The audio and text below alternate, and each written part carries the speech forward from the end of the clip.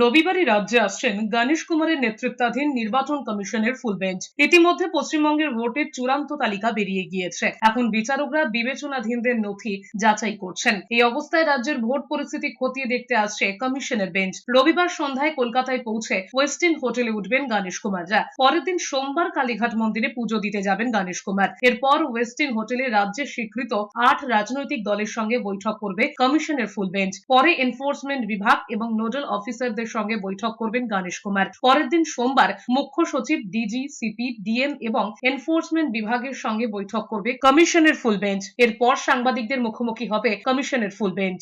परसों सकाले থেকে 2 দিন মিটিং চলবে। এটা preparation for the assembly election কেমন আছে এখানে ওটা মূল্যায়ন করার জন্য উপদেশ দেওয়ার জন্য মিটিং আছে।